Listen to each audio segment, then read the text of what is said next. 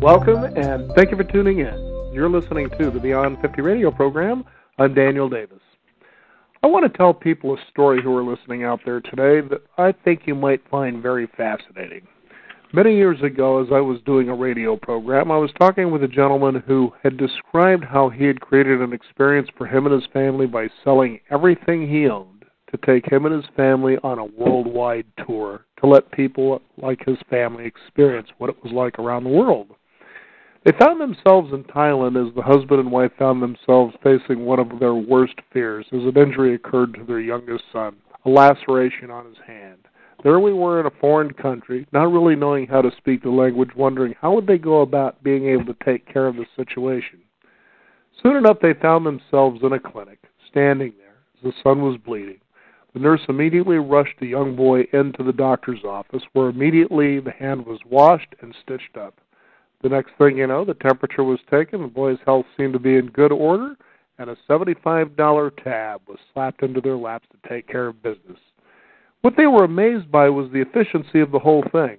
Think about it. In America today, how many of you experienced sitting in a lobby, perhaps in an emergency room, waiting to even have anybody acknowledge you after you filled out a myriad of forms? Even more so, the fear that settles in that once the health is being taken care of, what that tab will look like.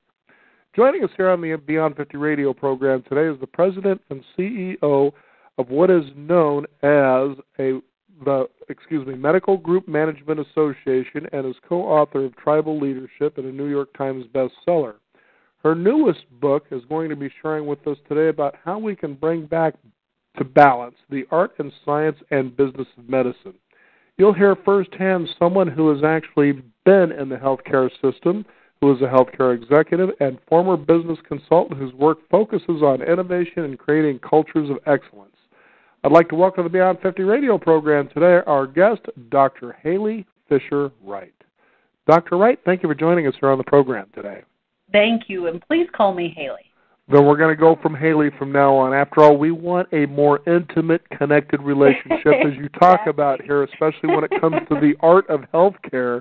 And I completely agree with what you write here, because we find more and more now, and that we don't see that as much, that people are saying, doctors don't look at me. It's kind of, next, it's almost like we feel like we're part of that Ford assembly line. So let's talk about what's going on here. You bet. And Daniel, thank you for the invitation to be on your podcast. I think you have to look back at two things that I write about in the book, Back to Balance. The reason why we are where we are and we are at a crisis point isn't of malintent or even specifically for the financial nature of money is driving everything. It's actually the end result of things that were put into place over 40 years ago that have just gotten out of control. So, for example, the Medicare, Medicaid, and HMO Act between 1964 and 1973 that put into place regulation in such a way that the financial burdens, regulatory reporting has just significantly increased from that time period to now, so that it actually acts as a barrier between your physician and yourself.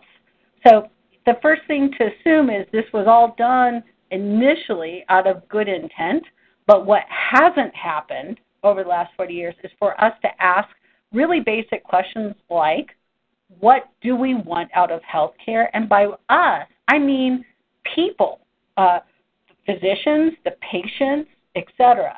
And we address that quite a bit in the book, Back to Balance.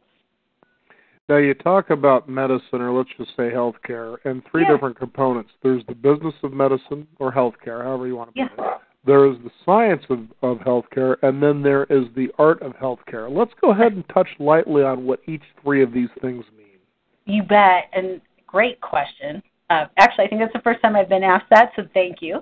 Well, not only that, but I find this important because people need to understand the complexity of why we're at what I would call a disaster point when it comes to a medical system here in America. A country that's supposed to be like the most advanced country in the world in technology and innovation. And anyway, I'm going to let you go from here.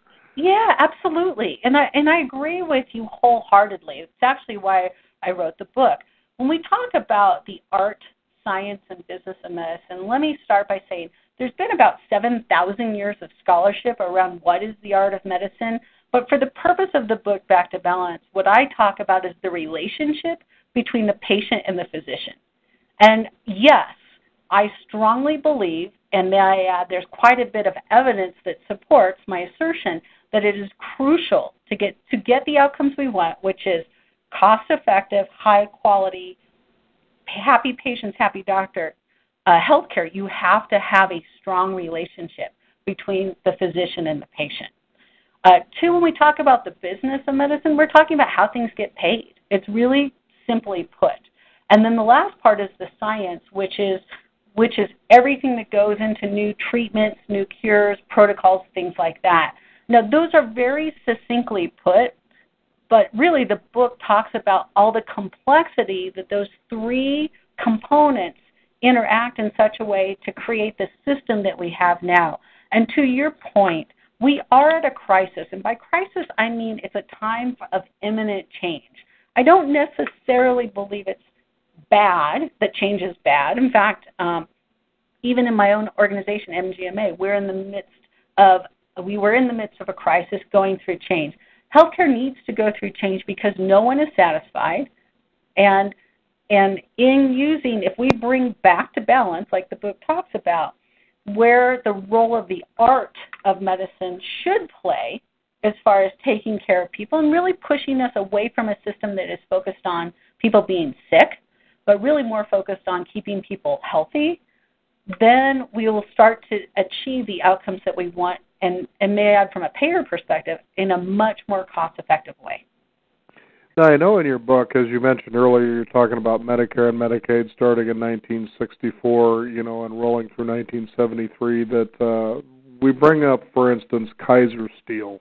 Yeah. Now, Kaiser Steel really, this is the beginning of the HMO, an HMO that I know was done correctly. And just to give people an idea, this was, call it a company insurance that was created by the company for its employees so that you could go in and you can get regular checkups, see a doctor. You had a small little payment for an office visit, but basically everything was covered. And the idea was to keep people healthy because they knew the end result that if you didn't, you were dealing with sickness, you were dealing with employees that wouldn't be on the job, so you were talking about a very costly end result. Yes. Now, what was interesting, and I didn't know this, and believe me, I've done a lot of interviews on this program when it comes to health care, whether it's a natural approach or what do we do about the system, things like that. But I had no idea it was actually during the Nixon administration that what we could call the beginning of the end of the kind of thing we're facing today is really where it all started. Tell us what was going on there. Sure. It's actually a great story. So the Medicare Act was put into place, as you say, 63, 64. There were different pieces that got put into place. And unfortunately, and I do have to basically look to my own colleagues, other physicians, to shake a finger at this, doctors took that as kind of the Wild West. So what was happening is the government was now paying for, and physicians could charge whatever they wanted. So the cost of Medicare skyrocketed. It basically quadrupled over 10 years. And we knew as a government that that was unsustainable. I think it went from about 20, and I'd have to check the book for the exact figures, but roughly $20 billion to about $84 billion in 6 years. So the Nixon administration was really looking at how could we become more cost effective. And I think this is really where I would say it was the beginning of our financial policy of healthcare, because I don't think we actually have a healthcare policy in the United States. But they were really looking at how could we do things better, because we have to shut down this cost increase. We can't sustain it as a government. So they were looking at models, and one of the things they looked at was actually the Kaiser model.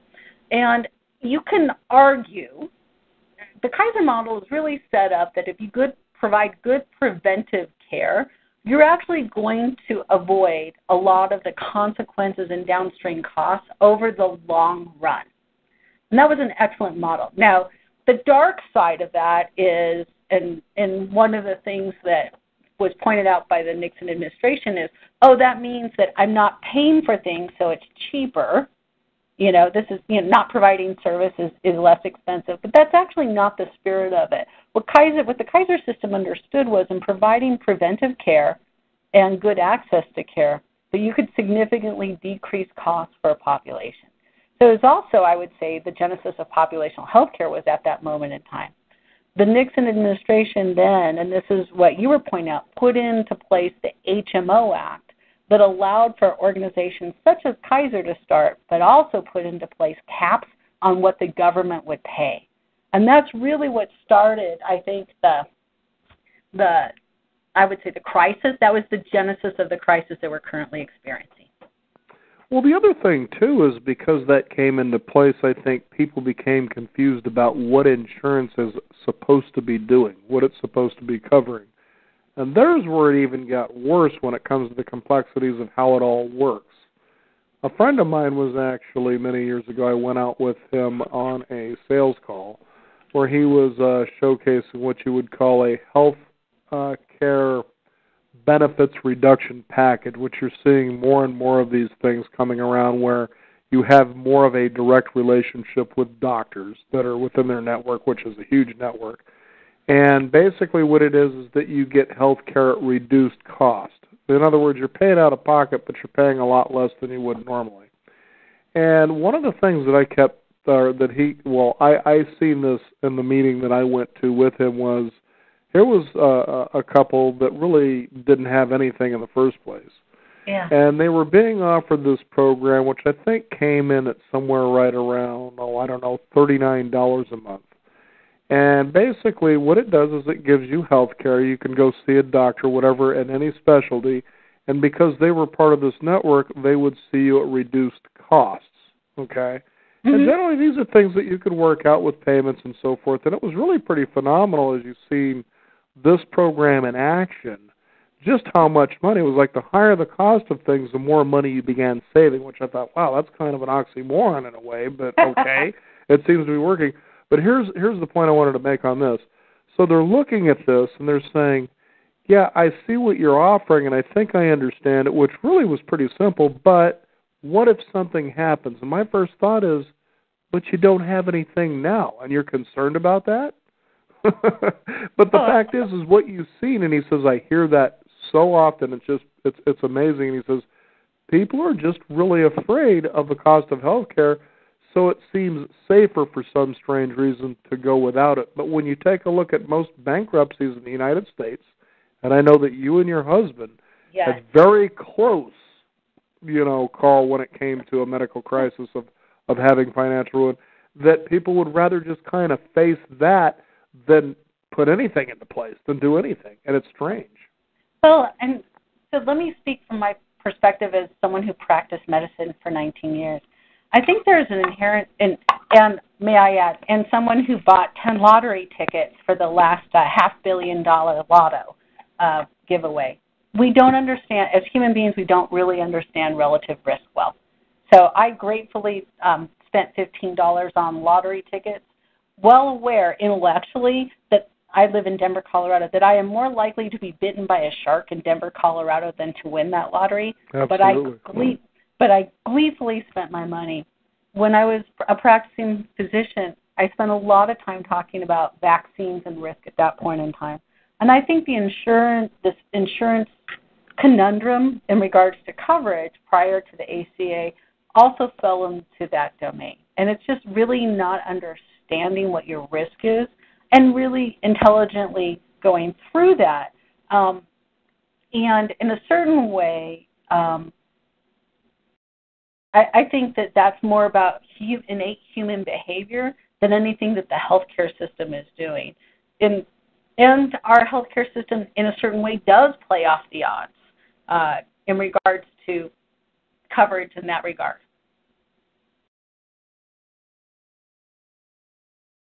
Now I'm thinking about technology and the science of healthcare, and I know when I was reading in your book, Back to Balance is the fact that technology, as good as that is in the science perspective, was one of those things that had good intentions but actually seems to create more problems than it actually solves. Let's talk about, for instance, what we would call the EHR. And this was something that was brought into by the Bush administration, GW that is.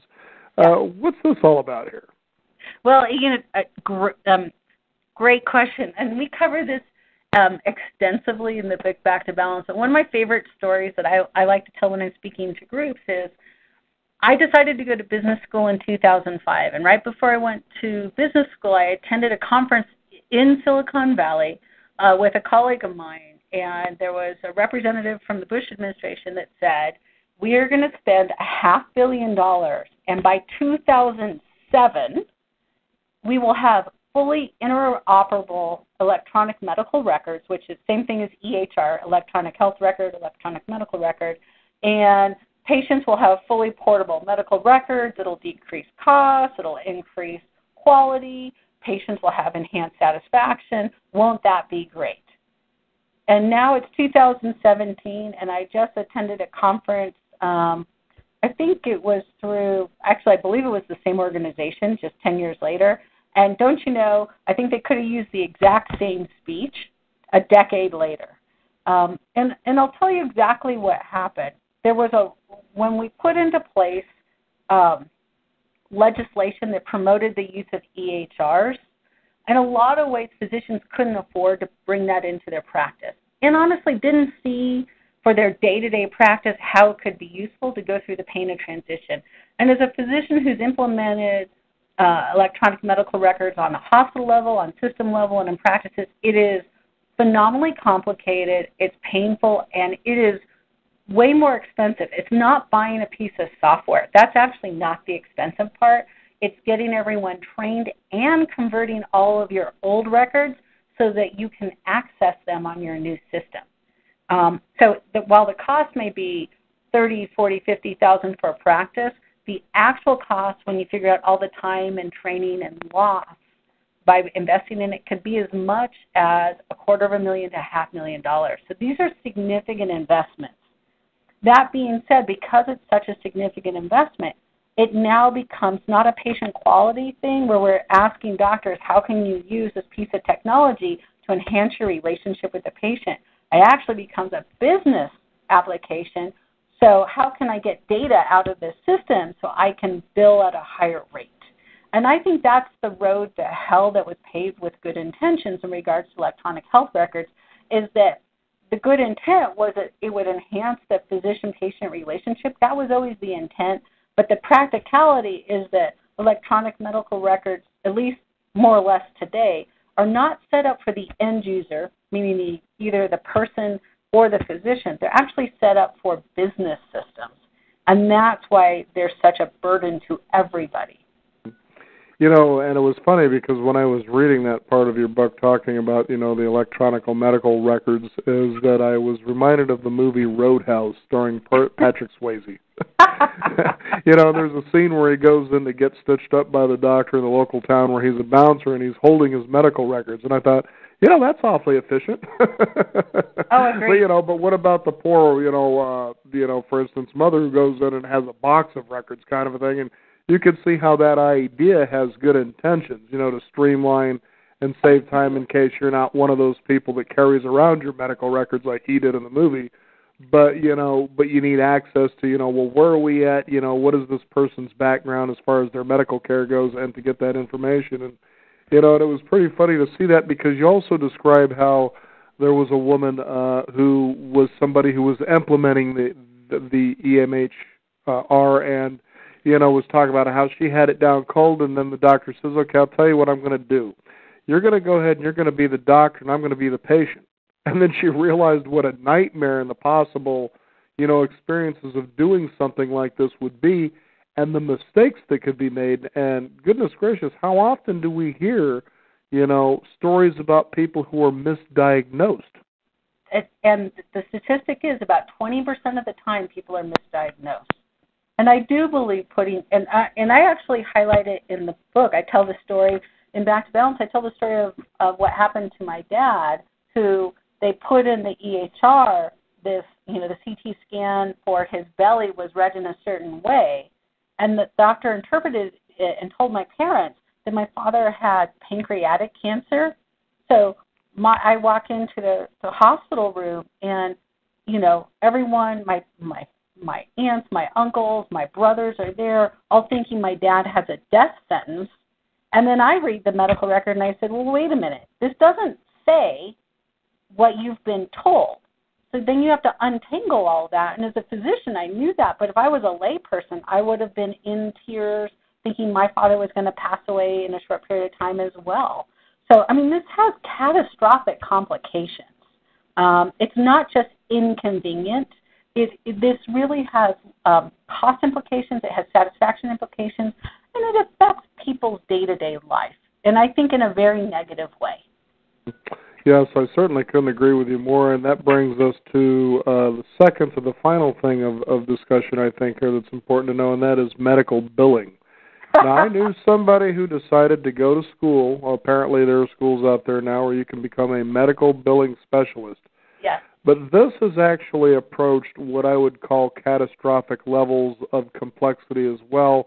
It's Great. right up there with the tax code. And believe me, we've had a couple of tax experts on there, and they said, do you realize the IRS, the people that work within that industry there, have to try to understand and interpret more than 4 million words of tax code?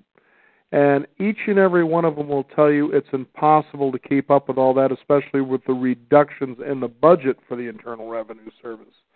So you see a lot of sloppy mistakes being made there, and it really isn't entirely their fault. It's because it's a system that revamps and reinvents itself. The same thing happened with medical billing as you described. Let's talk about that a little bit. You bet. It's actually one of my favorite chapters in the book. One that you were hesitant to write about, you said. Yeah, and so for your audience, to be fully transparent, I'm a physician. My husband's a physician. 15 years ago, our lives were clicking along. We were doing well. I had health insurance. My husband had health insurance. This is before the ACA went into effect that kind of set legal limits of what coverage should look like. And my 40-some-year-old husband unexpectedly gets diagnosed with kidney cancer, and we both have health insurance. It should be fine. We're covered, right? And then as my husband's going through the process of recovering, he's doing great. So he's doing fantastic, very healthy right now. As he's going through that process, I just kept getting bill after bill. And the surgery that he had was a 5-hour surgery. And it never, even though I was an executive at the hospital, my husband had privileges at the hospital, and we knew all the physicians at the hospital, I kept getting bill after bill after bill after bill. And then the thing is, the dollar amounts kept changing, and the numbers on it kept changing. And I kept thinking, well, if I give this enough time, it'll go away. But at the end of everything, we ended up owing probably a little over $100,000, but it ended up shaking out that what we needed to pay was $84,000. Now, my husband and I had good jobs, but Mike couldn't work when he was getting treated for cancer, and I needed to take care of my husband. He was sick. So neither of us were working, and if you own your own business, anyone out there, you know that if you own a personal service business and you're not, engaging in that, you're not getting compensated, you're not getting paid. And then, with all due respect to the audience, even as doctors, we didn't have $84,000 lying around. And as I kept getting these bills, I kept thinking, well, wait a minute, this is from the anesthesiologist, this is from the radiologist, this is from the urologist, this is from the hospitalist. I kept getting all these doctor bills, and I was getting hospital bills, and I was getting equipment bills, and I was getting therapy bills, then I was getting bills from the outpatient center. And I ended up having my kitchen table was full of bills, and I tell the story in the book Back to Balance where I actually got my mom to come over, she's a CPA, and my brother, who's an attorney, because I was so lost I had no idea what we actually owed and what was covered and what wasn't covered. And after spending 3 hours, we put everything into order. We at least could put it into kind of chronological order. My mom, the CPA, and my brother, the attorney, said to me, look, you need to call the hospital because this makes no sense. And so the joke I tell is what happens when you get a physician, an attorney, and a CPA together to look at medical billing. The answer is you owe almost 6 figures worth of hospital bills. And that's really what ended up happening to us. It drove us to the borderline of bankruptcy. And this is the part that I really didn't want to write about in the book, is I was ashamed to say we almost went bankrupt because of this, because of medical billing, because of the complexity of medical billing, and that nobody is immune to this, no matter what your right. state, And that's what I was going going to say. I think it's close to half, if more, of the bankruptcies that occur in America each year are a result of medical bankruptcy. Absolutely. And of those medical bankruptcies, so I think it's 49% of bankruptcies are from medical billing issues, and 80% of those bankruptcies, people had health insurance. Yes. Mm-hmm. You know, and it's pretty scary to think about that, and that's, one of those areas that people say, what then do I do? Maybe we're talking to a listening audience out there that says, I don't make enough to afford health care, at least the insurance side of, as it is. What is the next step? And I couldn't help but think as I was, reading in your book, especially when it came to the art of medical care, of health care, yeah, is that the movie Doc Hollywood came to mind. And I love using movie references so people get a clear understanding of what it is that I think I'm talking about. But here was Michael J. Fox. He was on his way to Hollywood, to become this big plastic surgeon, make a bunch of money. That's what he wanted to do. But he was a highly skilled doctor. His car breaks down in the middle of this little town on his way there. And not only that, but he broke, I guess, the judge's fence. So he was stuck with community service. So he says, I'm going to make you be, the town's doctor for so many hours. And what had happens is it's also a recruiting spiel because they needed a new doctor in this town. But that isn't something he wanted to do. But what he begins to realize is, here's a community that I can not only be a strong influence in, but that I can actually serve. And I think one of the most unique scenes in the movie is when the older doctor, who he might be in line to replace should he decide to take the job, is showcasing basically what he would call his treasure chest by opening up and showing photographs of all the people of whose lives this doctor touched. He says, many of these people, pretty much all of these people, I brought into this world with my own hands, and many of them I've also walked to their graves. And the stories in between, he says, that's something that I wouldn't trade for gold. Yeah. Well, maybe gold, maybe even cash money. Anyway, it was kind of a joke. But he begins to realize that, being in his profession, not only the value it has to the well-being emotionally as well as physically to the community, but what it could also mean to him. And so you watch as he does his thing, and, there are certain people coming in where he needs the bandage or step him up. There's even a story in your book where there was, in the movie, a situation where a kid had a Lego stuffed up his nose, but we'll let people read that, in your book as well. But, and then there was one where the couple just simply wanted to come in and have their mail read. Yeah, but it was that read. personal touch, Yep. That art of medical care that we're talking about here. And so, what I'd point out is the AMA recently did a survey, and what they said is even today, 75% of people that go into medical school do so to help others, and almost 50% or more actually feel like it's a calling. So I don't think that the way that the contentious relationship or the adversarial relationship that is the end result that I think a lot of people experience when they go to their physician is really the intent of people as they go into medicine. What has happened, and what we've talked about in the book Back to Balance, is there's been layer on layer added over time with good intent. Whenever I look at a complex system, I always wonder, what is the intent of this stuff that was layered on? But no one has really poked at how do we change this. And what we're saying, actually what I'm saying in the book, the reason I wrote the book is we can make change. As patients and as physicians, we can make the change, and it's from the bottom up. If we're engaging in conversation, if we're talking to if we're partners to our doctors, we actually get those kind of relationships where a doctor may actually have the time to read the mail to us if that's what we need. And I wanted to point out, too, because the most obvious question from this point, and I'm sure for the listeners, is, okay, we hear about the complexities. What then do we do so that we can move forward and ensure that maybe our health is looked after so we don't have to worry about that potential of facing, 1 in 2 people, having bankruptcy as a result of health care And I know that in Oregon, where I live, there is actually a doctor who has started what is called Zoom care, Yes. which seems to be, to me, that very direct patient-doctor relationship. Yes. Okay. Actually, Zoom care is a great model. Yeah, so let's talk about what that model is so people understand that a little better, because I'd like to leave them with at least, eyesight of a solution, of a way they can look at things. Well, let me sidetrack that a little bit. Sure. And so for the consumer audience, for the people out there who are saying, okay, this has been very nice conversation, but what does this mean to me when I go see the doctor? Let me advocate for something, and that is that as a patient, the nature of the relationship has changed, and in a good way for you. You are now really charged with being an engaged partner in your health care. And because of that, you do have some responsibilities. And those responsibilities are being informed about your health coverage, being your own advocate, and really ask if things don't make sense. Do not leave that doctor's office unless you understand why you're there and what's happening. But here's the benefit. You now have rights.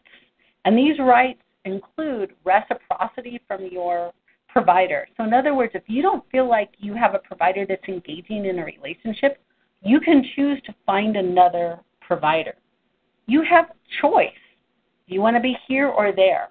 And I think in the past we felt like we had to go to this doctor or that doctor. But if you're an engaged partner and if you're not getting that reciprocity, I'm advocating that you actually find someone else that you can have a partnership with. And you need to have, and you have the right to have clarity about the decisions that are being made and why. And that does play into the financial implications. When I go see my own doctor, he has an agenda of all these things that he should order because I'm an almost 50-year-old lady. And I ask him, tell me what of these tests are actually going to change how you manage my health care, because if it's not going to change what you do, I don't want to pay for them. And that is the conversation that I think we need to start getting comfortable having with our physicians. It's also sort of like going to a mechanic, if you will, not to put a human body into that realm, but there isn't really much of a difference when you think of, maintenance, for instance. And I was a backyard mechanic just due to the fact that it seemed it was pretty expensive to go to the mechanic. But what was beautiful about that was the fact that I came to understand how a car works. I really had the basics down. Yeah. So when I went to a mechanic and I would say, I'm pretty sure that this is what's wrong with it, and this is what I need fixed. Okay. Now, if a mechanic came and said, okay, well, I see this, but this could lead to this, this, and this, and I would look at him and go, that's a lot of nonsense because I know better than that. Don't fear me into making a decision where I'm going to spend more money. I won't be coming to you anymore. So I'd go to a mechanic and I'd say, this is what I would need fixed on this, right? Yes. And this one would say, okay, we're going to fix that. And I do want to let you know, though, you don't have to do this now, but down the road, and try not to wait too long, you might want to consider taking care of this. Do you see the difference between those two relationships? Absolutely. One is actually letting me know, hey, you might want to address this, whereas the other one is saying, you need to do it now or this thing's going to blow up when you're on the highway. See, I've seen that happen. And what is amazing is that you actually save money going to a mechanic more than you would fixing it on your own. Who wants to spend the time putting in a power steering gear, especially if you've never done it, versus taking it into a mechanic? They get dirty, they get it done, and it's usually almost always less than you think it is. And when you find those kind of mechanics, it's the same way with a doctor. I think that you're going to feel more confident, and as a result, I think the reason your health is going to improve is because you will now have certainty. And I think that's what scares a lot of people and what some of their health crisis could be. Absolutely. And I think what you're really pointing to is find someone that you actually have trust. And you can only trust someone that you actually have a meaningful relationship with. And as I pointed out at the beginning of the interview, study after study have shown the relationship between trust, reciprocity, and quality of healthcare, decreased costs, and honestly, life satisfaction. I think we've entered into a day and age where it used to be the physician was the receptacle of all knowledge about medicine. And the truth is there's so much medical content out there What your physician should be, though, is the person who helps you curate that knowledge, distill it, refine it, and interpret it for you. And to do so in an effective way, you have to have someone that you trust. So how would you suggest people today listening get started? I think the best way to get started, or the easiest way to get started, is to get, anytime you go to the physician, you should go with 3 written down questions. Because things happen in a practice and time flies and you get flustered. 3 questions. And these are the 3 that I would start with. Number 1, why am I here today? Because you'd be surprised. Over 30 to 50% of people don't know exactly why they're in the doctor's office.